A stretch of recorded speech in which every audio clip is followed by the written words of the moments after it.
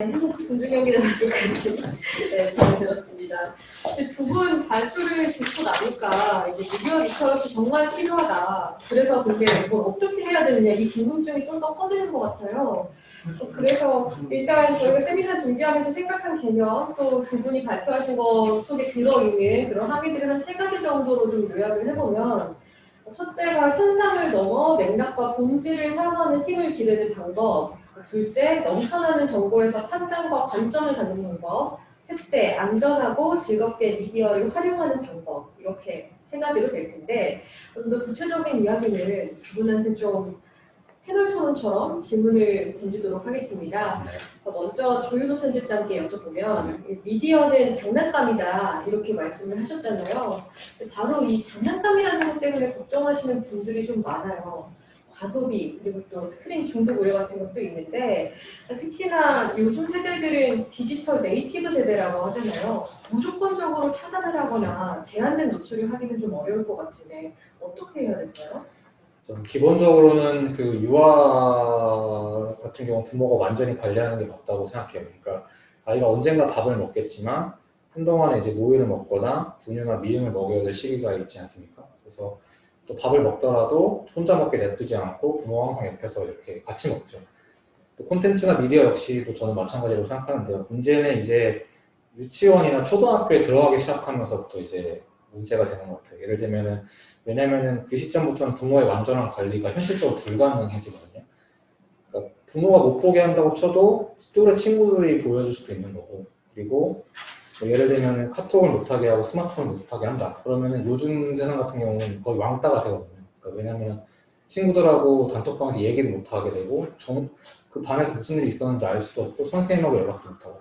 때문에 이미 모든 형태의 소통이 뭐 이런 미디어를 통해서 이루어지기 때문에 저는 어느 형태로 어느 노출을 해야 하는지를 부모가 완전히 결정할 수 없다라는 전제에서 좀 출발을 해야 될 것 같아요. 그래서 결국 핵심이라고 하는 건 그렇기 때문에 미디어 리터러시라는 건 자기 조절 능력을 키우는 거라고 보거든요. 그러니까 저도 이제 예전에 어렸을 때 저희 엄마가 숙제 다 하고 나면 슬램덩크 40분 볼 시간 주고 이랬거든요. 드래곤볼 만화책 볼 시간 주고 그런 것처럼 오늘 해야 될 일의 목록을 구성하고 스스로 체크하게 하는 거죠. 그러니까 이 전체적인 나의 할 일을 고려했을 때 오늘 게임은 1시간 정도 할 수 있겠다. 그러니까 그리고 이제 부모와 아이 간의 미디어를 두고 계속 대화하는 게 중요한 것 같아요. 그러니까 뉴스를 같이 보면서 이제 얘기를 하는 거죠. 그래서 좀 약간 끔찍한 뉴스가 나오면 이거 나도 너무 못 보겠다. 채널 돌릴래? 이렇게 돌리기도 하고, 예를 들면 애니메이션 같은 폭력적인 장면이 나왔다고 하면은 같이 보고 있다가 근데 저 맞는 캐릭터 너무 아프겠다 이런 말도 해주고. 그러니까 그래서 자연스럽게 이 이걸 못 보게 하는 게 아니라 옆에서 이제 어떻게 하면 잘 볼 수 있는지 이렇게 생각하게 만드는 거죠, 스스로. 그러니까 게임 같은 경우도 내가 게임을 안 좋아한다고 하더라도 게임을 막 하고 있으면 그거 하지 마, 그거 해로 하는 게 아니라 그 게임을 왜 좋아하니? 그 게임을 왜 좋니? 그리고 그 게임에 대해서 나한테 설명해 줄래 해서 하면은 이제 신나서 애들이 설명을 해준다고 해요. 그래서 어떤 유튜브 같은 것도 어느 채널 좋아하니? 그래서 그걸 알아야 되거든요, 일단 부모님. 알고 그게 왜 나쁜지도 이게 나쁜 게 보지마가 아니라 이런 이유가 있는데 이거는 이런 건 좀 이런 걸 보면 누가 상처받지 않겠니라고 하면서 계속 이제 조언을 해주는 역할이 있어야 자기 조절 능력이 생길 것 같고요. 그리고 무엇보다도 저는 스마트폰이나 디지털 기기 같은 경우는 기본적으로 이렇게 되게 다양한 기능을 알려주는 게 중요한 것 같아요. 예를 들면은 제가 경인교대 정현선 교수님이라고 미디어 리터러시 전문가 분이신데 그분이 육아를 하시는 걸 들어봤는데 이제 아이를 위한 구글 클래스룸을 만들고 거기서 이제 오늘 해야 될 숙제 리스트를 다 만들고 하나씩 달성하면 이제 댓글을 달아주신대요. 부모님들이 마치 어떤 미션을 달성한 것처럼. 그리고 이제 게임이나 앱 같은 것도 꼭 폭력적이나 뭐 선정적인 것만 있는 게 아니라 공부에 도움이 되는 것들도 되게 많거든요. 요새는 수학을 알려준다거나 그런 것들도 알려서 이게 기본적으로 오락이나 뭔가 자기의 재미뿐만 아니라 근본적으로는 이런 디지털 기기들이 일을 하는 도구구나. 여러 다양한 기능들이 있고 내가 그 기능을 사용해 봐야겠다는 생각이 들도록 만드는 거. 그런 과정을 통해서 자기 조절 능력을 키우지 않으면 결국에는 그 부모가 완전히 통제할 수 없는, 아까 금문경 기자도 말했지만 못 보게 하는 게 아니라 계속 좋은 방향으로 이끌어주는 역할, 그런 역할을 하는 게 좀 가장 핵심이지 않을까, 네, 좀 그렇게 생각이 드네요. 결국에 자기조절 능력을 기르도록 하는 과정에서 이걸 통제할 수 있는 권한을 가진 사람도 디지털 미디어에 익숙해져야 되고 그렇죠. 거부감 없이 대화를 하는 게 중요하다면 사실 이런 주니어 미디어들 같은 경우도 아이들에게 무조건 읽어 이런 식으로 하면 안 된다는 거잖아요. 네, 그렇죠. 교육 현장을 좀 금준경 기자 같은 경우는 좀 꽤 취재를 했잖아요. 어떻게 생각하세요? 연령대별로 접근하는 방식이 좀 달라져야 된다고 생각하는데요. 같은 맥락이긴 한데 유튜브 키즈 앱이 있습니다. 이 앱을 보면 어린이의 콘텐츠 소비를 통제하고 관리할 수 있는 기능들이 상당히 잘 돼 있거든요. 영유아기에는 사실 지금 맞벌이 부부가 많다 보니까 그냥 어린이 대상으로 유튜브를 마구 틀어주는 그러면 애들이 조용해지잖아요. 그런 식으로 미디어 통제권을 조금 중독으로 가져가는 그런 문제가 있는데 키즈 앱을 통해서 적극적인 통제를 권한에 행사할 수가 있고요. 그리고 속칭 이제 머리가 크면 전혀 말을 안 듣잖아요. 초등학생이 넘어가면 통제를 하면 역효과가 날 수밖에 없고요. 그렇기 때문에 좀 더 적극적으로 보여주되 하다못해 제가 특별한 교육 방식이 있는 게 아니라 오늘 뭐 봤어? 이거 어땠어? 그러니까 어린이 청소년들도 연구를 보면요. 문제가 있는 콘텐츠에 대해서 문제라고 인식을 하거든요. 그럼 그것에 대해서 좀 더 고민해가 만들어주고 이걸로 해서 누군가 피해를 볼 수 있다는 점 알게 해주는 것만으로도 충분히 좀 많은 변화가 이어졌던 그런 사례들이 있기 때문에 그런 면에서 어떤 채널을 보고 그 얘기를 나누는 교육 그리고 좀 더 클린한 콘텐츠에 대해서 고민해보고 창작해보는 교육들 그런 교육들이 실제로 효과가 있었던 것 같습니다. 그 여러 이슈들 중에서 특히 좀 사회 이슈들 같은 거 있잖아요. 이런 건 대화를 하기가 좀 더 어려울 것 같아요. 비판적인 얘기가 중요하다 이런 말은 많이들 하는데 사실 관심 자체가 없는 경우가 많더라고요. 뭐 예를 들어서 뭐 재난지원금 같은 경우에 뭐 선별 지급할 거냐, 보편 지급할 거냐 이거 어떻게 보면은 나와 내 가족에게 굉장히 중요한 문제가 될 수 있는데 별로 관심도 없고 그렇다 보니까 뭐 판단을 내릴 정도의 흥미도 없고 이런 상황이잖아요. 실제로 좀 교육 현장에서 좀 보셨으니까 취재도 하셨으니까 이런 사회 이슈 같은 문제들까지도 뭐 미디어나 이런 디지털을 이용해서 같이 논의하고 통일한 좋은 사례 같은 것들이 있나요? 사실 이게 좀 고민스러운 대목이긴 한데요. 현실의 사회 이슈를 가져다가 교육을 할 경우에는 이 교육이 좀 정치적인 쟁점으로 번질 수가 있거든요. 이게 논술 교육이 아니고 정치 교육이 아니기 때문에 오히려 사회적인 얘기를 했을 때 그것이 반감을 주거나 뭔가 논쟁적으로 흐를 여지가 저는 있다고 생각하고 교육은 시스템이 마련이 돼야 되는데 교사마다 정치적인 성향에 따라서 다른 방식을 교육한다면 다른 포인트로 교육을 한다면 이게 또 오히려 논란의 소지가 있어서 저는 오히려 반대로 어느 정도 거리를 둘 수 있는 이슈에 대해서 교육을 하는 게 의미가 있다고 생각을 하거든요. 그런 면에서 부산의 주감초등학교에서 이성철 선생님이란 분이 했던 교육을 제가 부산까지 와서 참관했던 적이 있는데 프랑스에 있었던 노란조끼 시위 있잖아요. 그 시위에 대해서 외신 보도를 실제로 어떻게 언론들이 하고 있는지를 많이 살펴보는 그런 보도였거든요. 이 보도를 아이들은 초등학생들은 지금 말씀하신 재난지원금 이슈나 이런 것들이 집중력 있게 몰입감 있게 지속적으로 뉴스를 보기에는 상당히 뭐랄까 좀 집중력이 떨어지긴 하잖아요. 그렇기 때문에 막 집어넣는 게 아니라 오히려 노란조끼 시위라는 이슈를 잡았으면 몇 달 동안 하나의 이슈에 대해서 이게 언론은 어떻게 보도하는지 그 추이를 보게 만드는 게 있고요. 제가 가장 인상 깊었던 거는 빠진 목소리 찾기 교육인데 자신들이 기사를 읽어보고 여기에 누구의 목소리가 빠졌는지 스스로 찾게 합니다. 예를 들어서 노란조끼 시위인데 뭐 교통부 장관의 멘트가 있고 시민들의 불편 지적하는 그런 멘트가 있고 한데 정작 시위대 목소리가 없다. 왜 시위대 목소리 안 담겨 있지를 고민하게 만들고 그 다음에는 페이스북이나 유튜브나 포털을 통해서 그러면 여기에서 빠진 목소리를 직접 찾아보게 해주는 그런 교육을 합니다. 그러니까 특정 이슈에 대해서 지식을 알려주거나 논쟁하는 그런 교육이 아니라 우리가 어떤 이슈를 봄에 있어서도 항상 당사자의 목소리가 빠져 있으면 이제 불안정한 이슈가 될 때가 있잖아요. 왜곡되고 그런 점에 대해서 어떻게 하면 미디어가 현실을 좀 재현할 수 있는지를 그 과정을 보여주고 고민하게 만드는 게 좀 핵심적인 교육이지 않을까 생각을 합니다.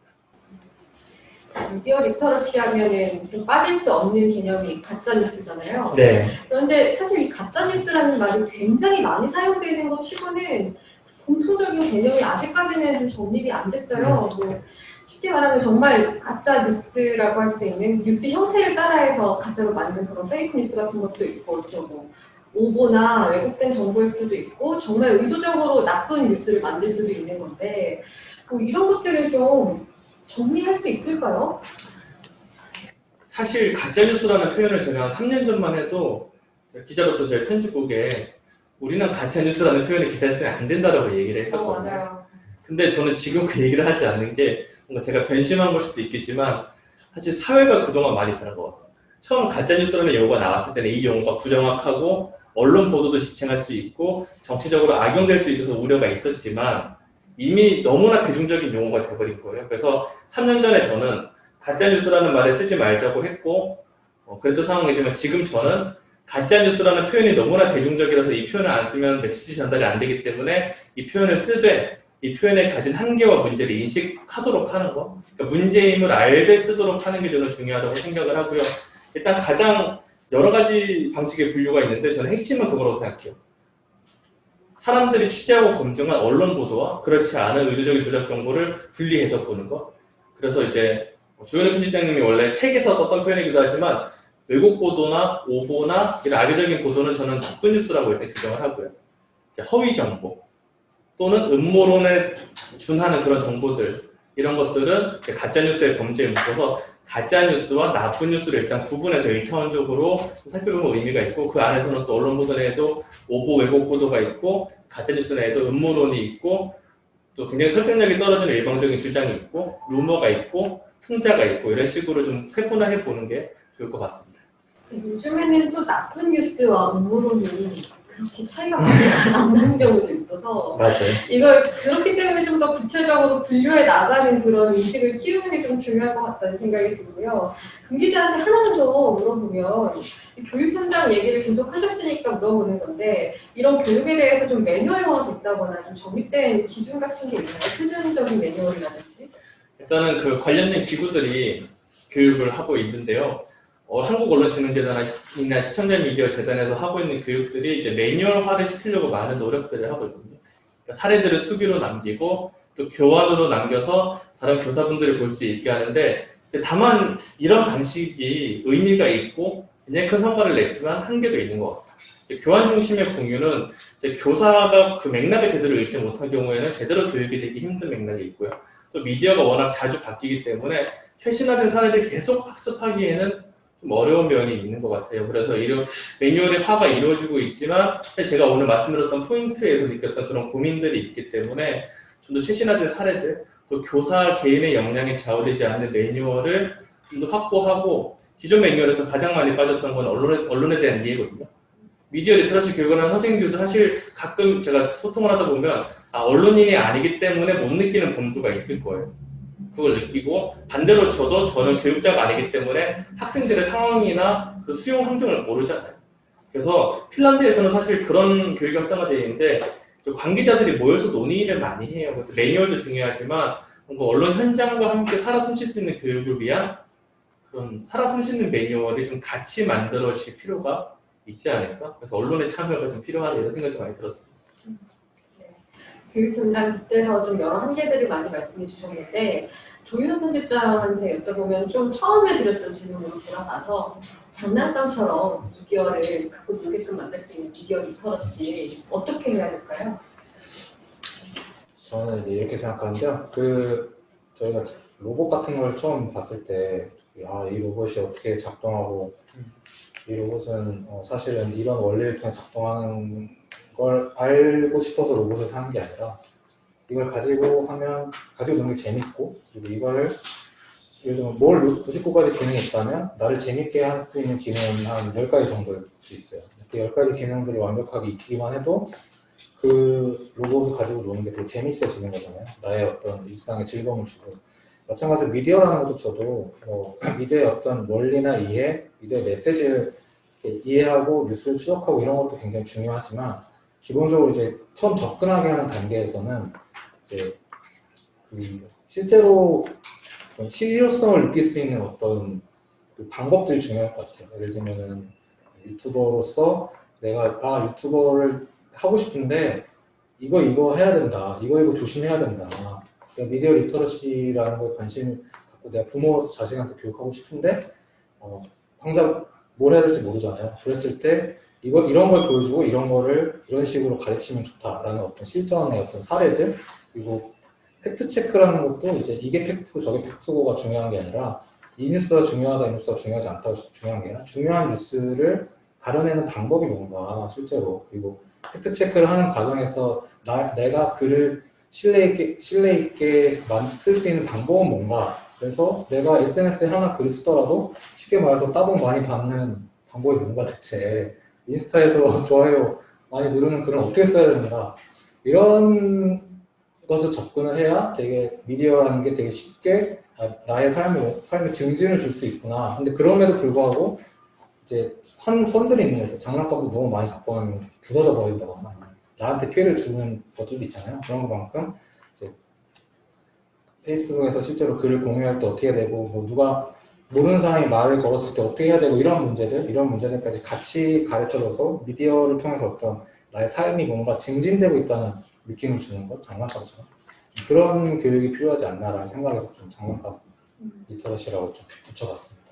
네. 아까 잠깐 대화 도중에 나쁜 뉴스라는 게 표현이 나왔는데, 편집장 같은 경우에는 나쁜 뉴스의 나라라는 책도 네, 쓰셨잖아요. 계속 지금 비판적인 신문 읽기 얘기도 나오고, 또 청소년을 위한 뭐 미디어 리터러시, 뭐 어린이를 위한 미디어 리터러시도 나오는데, 이게 어른들을 위한 비판적인 신문 읽기, 뉴스 읽기랑 청소년을 위한 미디어 리터러시는 좀 어떤 점이 다를까요? 기본적으로 그런 것 같아요. 그러니까 예를 들면은 어른들은 어떤 사회가 어떤 전제 조건이라고 해야 될까요? 뉴스를 볼 때 어떤 기본치, 예를 들면 어느 회사가 파업을 했다라고 하는 뉴스를 전달한다고 하면은 어른 사회생활하는 노동활동을 하는 사람들은 파업이라는 게 뭔지 알죠. 일을 하지 않는다. 그때는 거기서 출발해서 이 뉴스에 대해 설명하는 거죠. 하지만 학생들은 대부분 파업이 뭔지 모르거든요. 근데 뉴스에서 이 파업이 일어났고 이게 이렇게 중요합니다라고 하는 거 시작하게 되면은 그 뉴스를 전혀 이해할 수가 없고 따라갈 수가 없는 거니까, 우리들이 많이 알고 있는 것들은 청소년은 모를 수 있다는 전제를 두고 좀 시작해야 될 거예요, 뉴스에서. 그리고 제가 이제 미디어 리터러시 교육 같은 것도 보면은 이제 부산중학교라는 학교에서 교육을 하는데 그 리터러시가 되게 특이했다고 생각하는 게, 그 학생들에게 이제 그 저널리즘 동아리에서 3학년 학생들한테 2학년 학생들 수업을 시키는 거예요, 리터러시를. 그러니까 선생님들이 아무리 잘 가르친다고 하더라도 본인들의 어떤 개념어와 본인들의 한계가 있잖아요. 예를 들면 가짜 뉴스는 뭘까요? 하면 한마디로 할 때 3학년 학생이 이렇게 얘기하는 거, 어그로 끄는 거다. 자극적인 제목은 어그로다. 그러니까 그 어그로라는 말은 그 세대에 통용되는 말이잖아요. 사실 게임을 통해서 어떤 일이 어그로인지 알 수 있는 어떤 그런 점에서, 그러니까 좀 출발선이 다르다고 생각하고 접근해야 되는 게 아닌가, 좀 그런 차이가 있을 것 같습니다. 출발선이 다르다. 출발선을 어떻게 두느냐에 대해서도 주니어 미디어 오늘에서 중요한 과제입니다. 네, 많은 과제를 갖고 저희가 계시는데, 주니어가 아니어서. 나중에 주니어들이랑 만날 수 있는 자리도 이거 네, 공유해 네. 좀 있으면 좋겠습니다. 유튜브 보면은 저희가 사실 뭐 나쁜 영향을 미칠 수 있는 것들을 많이 말하기는 하는데, 사실 많은 정보들 중에서 정말 오히려 공영방송에서 내놓는 것보다도 좀 더 공익에 부합하는 콘텐츠도 있고, 그리고 정말 이거는 아이들이랑 뭔가 같이 보면 좋겠다 추천해 줄 만한 콘텐츠들이 있잖아요. 이런 걸 좀 찾아볼 수 있는 공간이나 팁 같은 게 있으면 좀 말씀해 주시죠. 그런 사이트들이 이제 만약에 기존에 있었다고 하면 저희가 상관이라는 행동을 안 해도 됐을 텐데, 주니어 미디어 네. 오늘이 될 겁니다. 네, 아쉽게도 그런 사이트는 없는 것 같고, 이게 왜냐하면 유튜브는 워낙 이제 그 개인 맞춤형이다 보니까 이 리스트업을 하는 게 좀 보편적으로 하는 게 쉽지 않은 측면이 있는 것 같아요, 확실히. 그래서 근데 어떻게 선정할 것인가에 대한 고민을 계속 하는 중인데, 저희는 예를 들면 이런 거예요. 그러니까 리터러시에 도움이 되는 유튜브 채널을 한번 리스트업을 해보자는 거죠. 그 자체로 그 채널 자체가 미디어 리터러시에 도움이 되는, 예를 들면 요새는 아까 김민호 기자도 소개했지만 그 과학이라던가 전문 분야에서 의학이라던가 아니면 운동이라던가 역사라던가, 저는 역사 유튜브 채널 굉장히 좋아하는데 그 전문가들이 나와서 직접 얘기를 해주거든요. 그러면 그 가운데 우리가 사실 나는 교과서에서는 이런 것만 배웠는데 알고 보니 그게 아니었던 측면들이 있어. 되게 저도 굉장히 놀라는 팩트들이 많고, 그리고 기사에서 기사는 되게 압축하고 편집하다 보니까 거기 드러나지 않는 어떤 일들을 직접 나와서 얘기를 해주고 이러면은 그 자체가 리터러시 굉장히 도움이 되더라고요, 실제로. 그래서 그런 채널들, 그래서 좀 보면서 좀 생각의 폭이 넓어지고, 친구들끼리 같이 보고 부모님과 자식들이 같이 봤을 때 이런 게 있었구나라고 얘기할 수 있는 그런 콘텐츠 중심으로 좀 리스트업을 김준현 기자가 잘 할 겁니다. 아, 네. 그렇군요.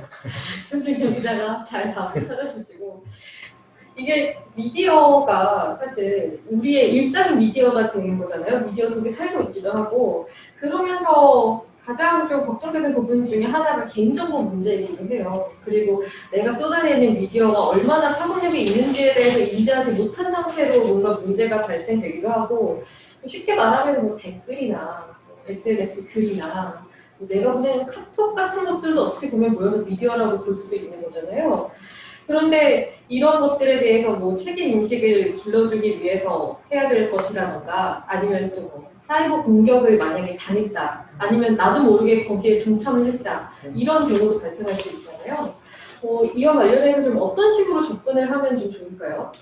일단은 좀 새로운 위협이라고 생각을 해요. 지금 나오는 그런 디지털 환경에서 벌어지는 개인정보 문제들이.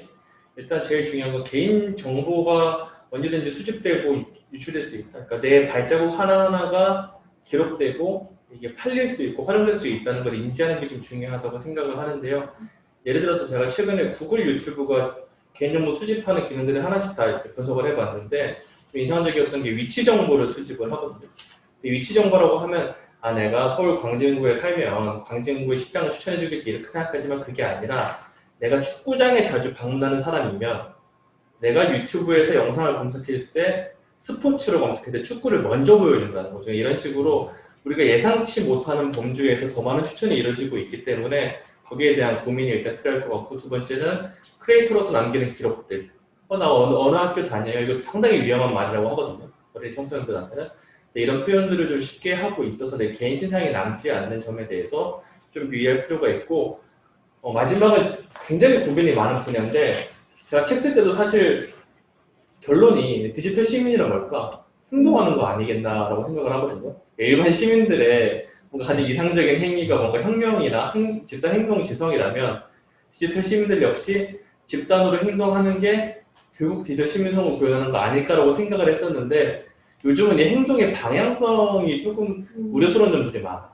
그러니까 누군가를 굉장히 굴복시키려고 한다거나 사과를 했음에도 지금 뒷광고 논란도 그렇죠. 사과를 했음에도 이렇게까지 다 같이 나서서 총공을 할 정도인가? 그래서 이런 거에 대한 방향성을 좀 고민해봐야 된다는 교사분들의 지적을 최근에 저달면서 들었었는데 그게 좀 많이 기억에 남기도 하고요. 그래서 어쨌건 이제 새로운 위협 속에서 좀 개인정보를 적극적으로 컨트롤하고 관리할 수 있는 거. 교육 방법도 저희가 많이 고민해보긴 했는데 그런 거 해볼 수 있을 것 같아요. 신상 털기 게임 같은 거. 그러니까 서로에 대해서 얼마나 인터넷에 기록이 남았는지 찾아보고 좀 그 위협을 느끼게 하는 거죠. 너무 무서운데요. 그렇죠. 그래서 근데 서로에 대한 건 안 나올 수도 있지만 개인 조금 유명한 사람이라든지 아니면 선생님이라든지 그런 분들을 전화번호도 쳐보고 이름도 쳐보고 이랬더니 어릴 때 사진이 나왔다 이렇게 하면 좀 더 위협을 인지를 할 수가 있잖아요. 그래서 저는 이걸 진짜 강조드리고 싶은데 저는 백종원의 골목식당이라는 프로그램 보면서 거기 나오는 빌런분들 있죠. 그분들이 너무 불쌍한 거예요. 왜냐면 10년 전에는 방송에 일반인 출연자가 출연하면 한 달 욕먹고 말하는데 지금은 박제가 되잖아요. 그래서 이 박제되는 환경에서 함부로 기록을 남기지 않는 거 거기에 대한 신중함도 좀 같이 가르쳐야 된다고 생각합니다. 그래서 저는 미래 리서치의 상당한 방향성이 이쪽에 있다 라고 좀 생각을 합니다. 이게 그 기자 말한 것처럼 나의 정보가 여기저기 퍼져 있을 수도 있는데 이게 정보가 무조건 다 많기만 한 게 또 미디어 공간의 특성은 아니잖아요. 그렇죠. 이 수많은 정보 중에서 필터링된 정보들만 내 주변에 놓아지는 거 필터 버블이라고 하는데 사실 이 문제에 대해서는 좀 여러 이견이 있는 것 같아요. 이게 오히려 나는 좀 편안하다 느끼는 분들도 있을 거고 조윤호 편집장 같은 경우는 필터 버블에 대해서 어떻게 생각하시나요?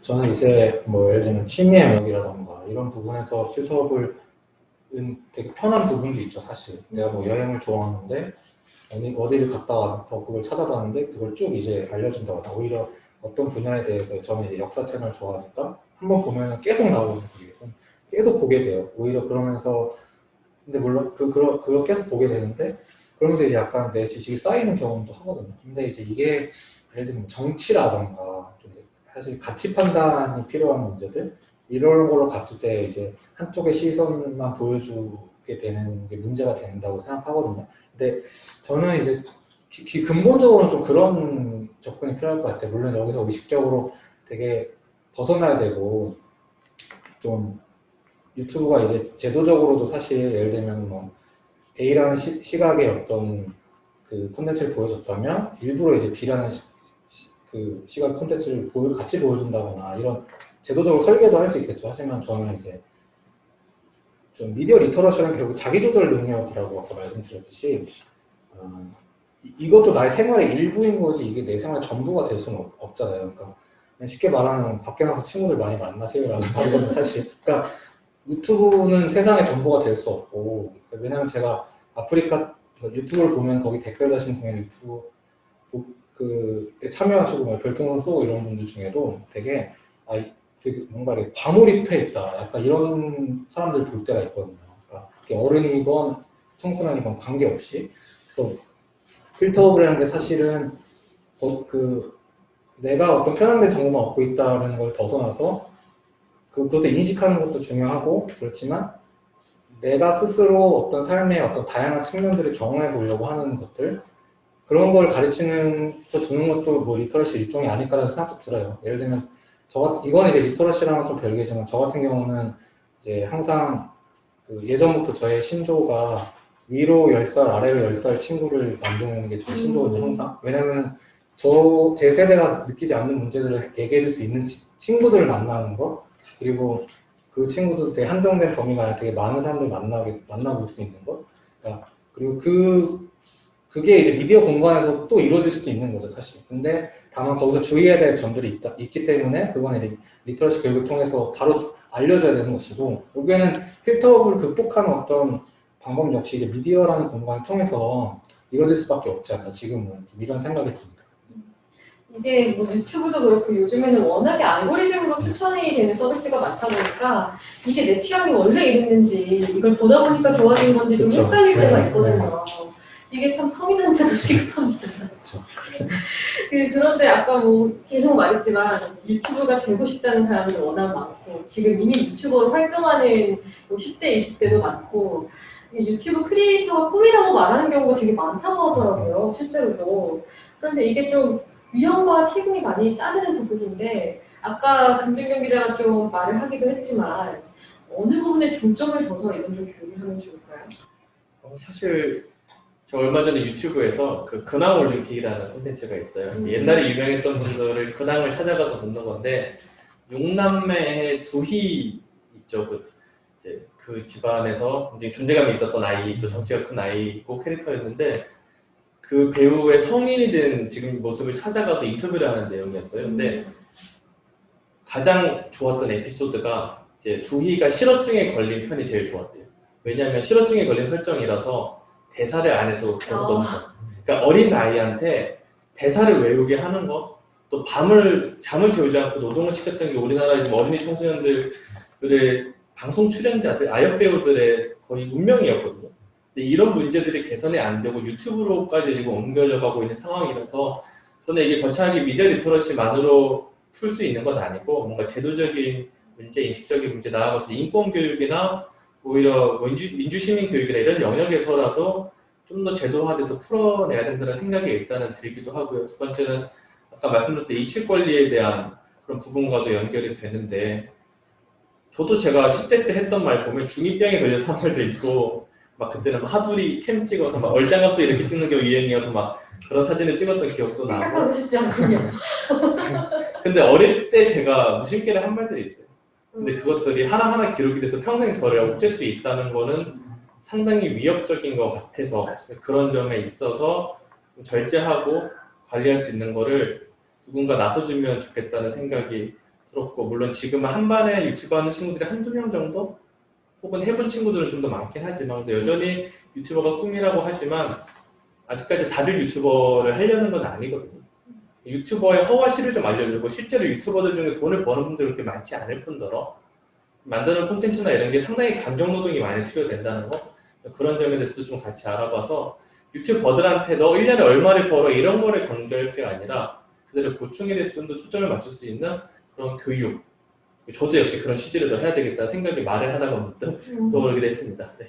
이게 일상에서 유튜브를 수단으로서 활용을 하는 거라 정말 나의 직업이 되어버려서 그게 추종해야 될 무언가가 되어버리는 거랑은 많이 다르기 때문에 그 역시 동기자가 잘 정리를 좀 해주시길 바라고. 네. 조윤선 편집장은 어떻게 생각하세요? 제가 이 잠깐 준비하면서 그 키즈 크리에이터 한 분을 만났었어요. 룰루체트 TV라는 곳에 송태민 씨라는 자기 따님 두 분하고 같이 이렇게 유튜브를 하는 분이신데 제가 좀 되게 인상적이었던 게 만났을 때 이제 사진을 찍으려고 하니까 바로 이렇게 말씀하시더라고요. 우리 집 안 나오게 해달라고. 그러니까 그리고 그분이 이제 왜냐면 이제 집 주소가 노출되면 이제 뭐 극성 팬이 찾아온다거나 좀 위험한 상황이 있을 수 있기 때문에 그런 거 이제 관리를 해주는 거죠, 아버지가. 그리고 그 예를 들면 엘리베이터에서 나오는 엘리베이터 안에서 찍는 장면이나 아니면 집 앞에서 집 안에서 밖으로 나오는 장면들을 찍을 때가 있잖아요. 그럴 때도 자기 집이 아니라 멀리 다른 데 가서 일부러 촬영을 하신다고 하더라고요. 그게 이제 왜냐면은 요즘에 이제 엘리베이터 안에 광고판만 보고도 주소를 추적하는 사람들이 있어서 그래서 이런 걸 그리고 아이들한테도 너네 알아본다고 해도 사인해달라고나 해도 쫓아가면 안 된다. 반드시 선물 준다고 해도 쫓아가면 안 된다라는 걸 계속 교육시키고 아이들에게 이런다고 하시더라고요. 그러니까 뭐 그래서 기획과 촬영은 아이가 하도록 냅두되 편집과 업로드는 반드시 부모가 하는 그런 역할을 완전히 분담해 놓는 시스템으로 해야 좀 아이가 자기를 보호받을 수 있다. 그러니까 이런 것들을 많이 공유가 돼야 될 것 같아요. 유튜브 할 때도. 그리고 유튜브를 하려고 할 때 예를 들면 뭐 악플 같은 것도 많이 달릴 거 아니에요, 실제로. 그러면은 그리고 자기가 실수를 할 수도 있고 유튜브를 하다가 그럼 요즘에는 이제 또 사과가 거의 유행 챌린지처럼 돼가지고 사과를 많이 유튜버들이 하는데 사과라는 것도 이제 내가 이만큼 잘못했는데 이만큼 사과하면 오히려 이게 진짜 문제라고 사람들이 더 머리에 남을 수도 있고 근데 이만큼 잘못했는데 이만큼 사과하면 쟤 똑바로 안 했네 이렇게 비난을 받는단 말이에요. 그랬을 때 진짜 사과 지금 상황에 맞는 사과하는 메시지는 어떻게 내야 되는가라는 것들도 사실은 좀 대중적으로 많이 알려지고 이런 게 준비된 상태가 아니니까 이게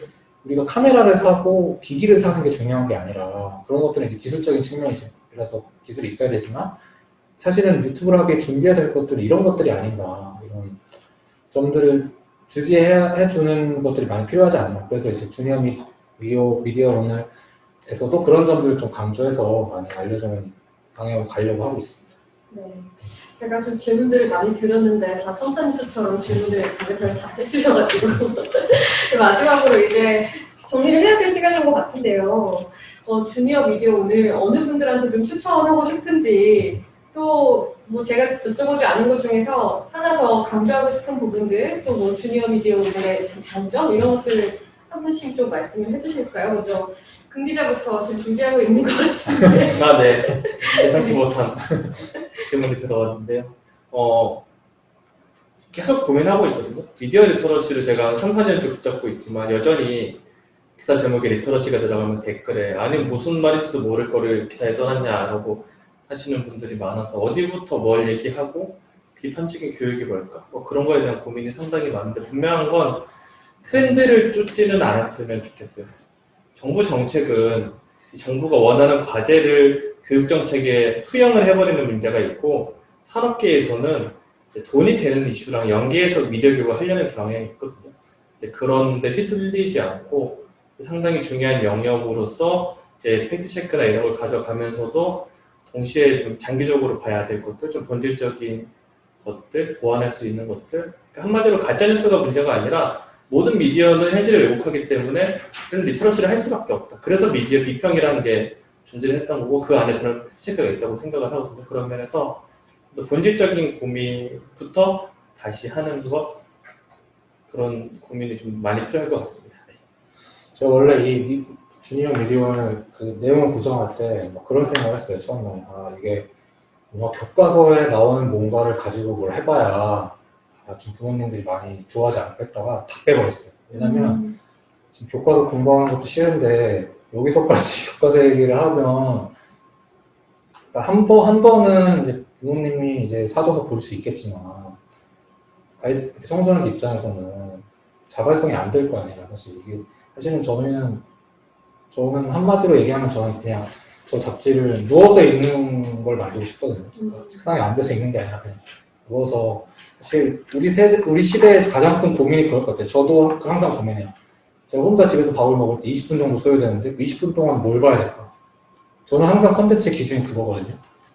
왜냐면 밥 먹는데 너무 선정적이거나 자극적인 걸 보면 힘들잖아요, 되게. 그리고 또 너무 감정이입이 되는 걸 봐도 되게 힘들어요, 사실 밥 먹을 때. 근데 밥 먹으면서 내가 편안하게 그냥 적당히 웃으면서 적당히 뭐 잘 먹었다, 잘 봤다 이렇게 생각할 수 있는 컨텐츠가 뭘까 이런 고민.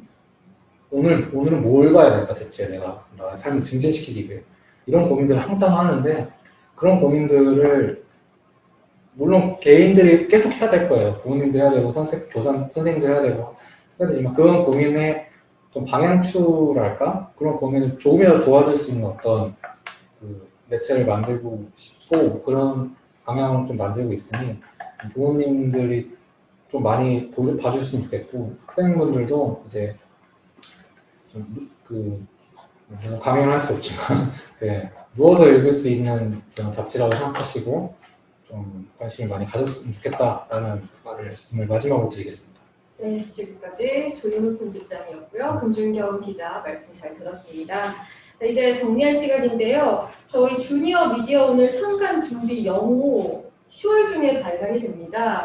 제공해드리는 그 링크에서 사전에 참여해주시면 이렇게 창간 준비 영호 바로 받아보실 수 있으니까 많이 참여해주시고요. 그럼 저희는 여기서 이제 인사드리겠습니다.